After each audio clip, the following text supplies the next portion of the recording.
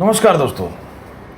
तो दोस्तों, दिल्ली के स्वास्थ्य मंत्री सत्येंद्र जैन की गिरफ्तारी के बाद जो हंगामा बरपाया हुआ है आप पार्टी ने, तो दोस्तों जो आम आदमी पार्टी ने हंगामा बरपाया हुआ उसी को बात करते हैं। दोस्तों, हंगामा जो बरपाया हुआ है वाकई बहुत ही तगड़ा हंगामा है। इस तरीके से चीफ मिनिस्टर साहब आके अपना पक्ष रख रहे हैं कि समझ में नहीं आ रहा है कि वो बचाव कर रहे हैं सत्येंद्र जैन का या कोई अवार्ड के लिए डिमांड कर रहे हैं, क्योंकि इतनी तारीफ और इतनी कॉन्फिडेंस इनकी देख के, कट्टरता इनकी ईमानदारी की देख के और पढ़े लिखे होने का इतना गरूर घमंड देख के, इतने ज़्यादा सत्यवादी हरिश्चंद्र होने का गरूर देख के वाकई दोस्तों आम आदमी, रियल में आम आदमी होने पे मुझे शर्म आ रही है। मैंने सत्येंद्र जैन के सारे कागज खुद देखे हैं, पढ़ा लिखा आदमी हूँ।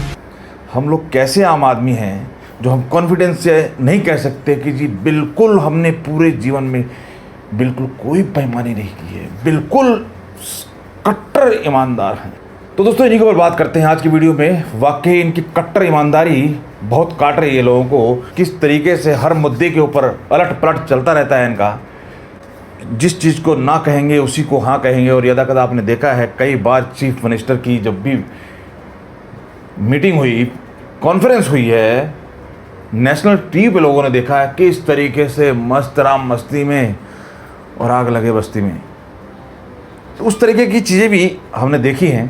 तो आज चलो उसी को बात करते हैं दोस्तों और जानेंगे कि वाकई ईमानदारी क्या ऐसी चीज़ है जिसको मुंह से ज़बरदस्ती चिल्ला चिल्ला के बोल के साबित करने की ज़रूरत है, या वो आम जनता को इतनी ताकत, पावर तो ऊपर वाले ने दी है कि वो समझ जाता है कि कौन है सच्चा, कौन है झूठा, कौन है ईमानदार।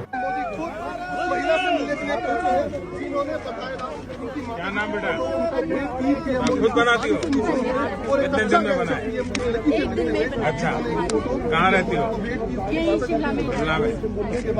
सर आपका भी बनाया बट वो तीसरी सर की तरफ से आया कोई हुआ बात है नहीं। तो चलिए दोस्तों आज ईमानदारी की बात करते हैं और इनके पिछले फ्लैशबैक में भी चलेंगे। पिछली इनकी बातें, क्या कॉन्फिडेंस लेवल था कि जांच करा लीजिए, रेड करा लीजिए, अरेस्ट करा लीजिए, हमें कोई दिक्कत नहीं है, वो सुनिए।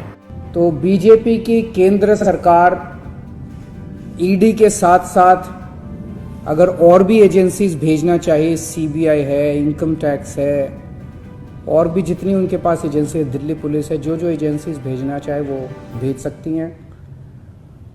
वो गिरफ्तार करना चाहे केवल सत्येंद्र जैन नहीं, और भी किसी को भी गिरफ्तार करना चाहें गिरफ्तार कर सकती हैं, क्योंकि हमने कभी कोई गलत काम किया नहीं है। तो दोस्तों ये मुद्दा स्टार्ट है तो काफ़ी दिनों से, इसके ऊपर जांच काफ़ी दिनों से चल रही है और जिस तरीके से आरोप लगाए जा रहे हैं कि बदले की भावना, मानो इनसे बड़ा कोई नेता नहीं है। भले ही यूपी में ये पैतरे ना चले हों, अभी हिमाचल में तो आते रहेंगे, इलेक्शन आते रहेंगे। इनके एक्चुअल में इनका अगर आप सोशल मीडिया पे देखेंगे और इनके जो कार्यकर्ता लगे हुए हैं रुझान लेने में, जो फीडबैक डाटा जो लेते हैं जनता से सोशल मीडिया पे, उनको मिल जाता है, रिपोर्टिंग ओके की उन्हें मिल जाती है। ये देखिए, इलेक्शन से पहले भी इसको भुनाने की कोशिश की कि भाई सावधान, आज रेड पड़ने वाली है, बिल्कुल तैयार हो जाओ, आज ये होने वाली है। मुझे सूत्रों से जानकारी मिल गई है, मेरे जासूस, मेरी इन्फॉर्मेशन। वो पैतरा फैल हो गया। इलेक्शन में ऐसा नहीं हुआ, इन्होंने सोचा तो वो बात हो गई, आई गई, इलेक्शन ख़त्म। जिसने जो जीतना था जीत गया, जो हारना था हार गया।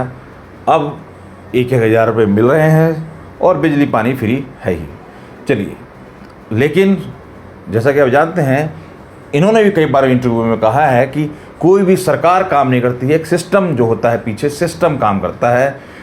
कोई भी संस्थानें किसी को भी कोई डायरेक्ट जाके इस तरीके से नहीं पकड़ सकता या किसी तरीके से कोई नहीं किसी को फंसा सकता। अदरवाइज यहाँ पर एक ही का राज रहेगा और एक ही पार्टी रहेगी, किसी की और का तो नंबर आएगा ही नहीं। तो खैर, ये जांच बढ़ते बढ़ते कई केसों में जांच पहुंचती है और जैसे ही अरेस्ट किया जाता है तो उसके बाद क्या कॉन्फिडेंस के साथ, क्या कट्टरता के साथ।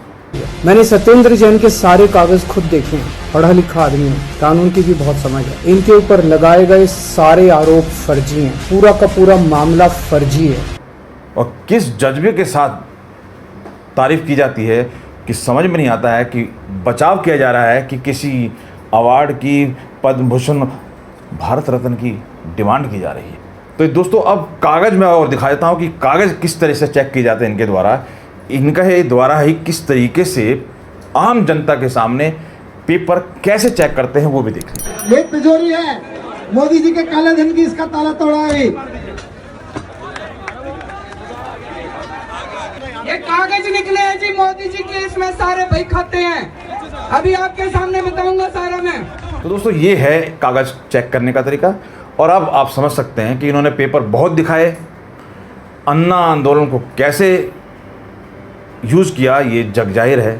और इसके ऊपर बात करके तो ये वीडियो बहुत ही लंबी हो जाए। अब मैं आपको दिखाता हूँ कि जब इनसे बात की जाती है कि जी आपके कैंडिडेट का टेस्टिंग मीटर क्या है, किस तरीके से आप टेस्ट करते हैं, तो कई तरीके के इन्होंने पैरामीटर फिट किए हुए हैं और उस पैरामीटर से ये करते हैं। लेकिन कहते हैं जी फिर भी क्या 100% गारंटी है कि बिल्कुल कैंडिडेट जो आपने चुना है वो 100% ईमानदार होगा, स्वच्छ सभी का होगा, क्योंकि बहुत से केस हुए हैं, बहुत FIR हुई है, बहुत लिस्ट काफ़ी लंबी होती जा रही है। तो सुनिए क्या विचार है। या तो ये हो सकता है कि कोई चीज छूट जाए, और या ये भी हो सकता है कि किसी को आज तक गलत काम करने का मौका ही ना मिला हो और सत्ता में आने के बाद गलत काम कर ले। तो कोई क्या करेगा, अपने बेटे के बारे में नहीं पता। अब बताइए, अपने बेटे का भरोसा नहीं है। और ये अब देखिए दोनों बात हो गई।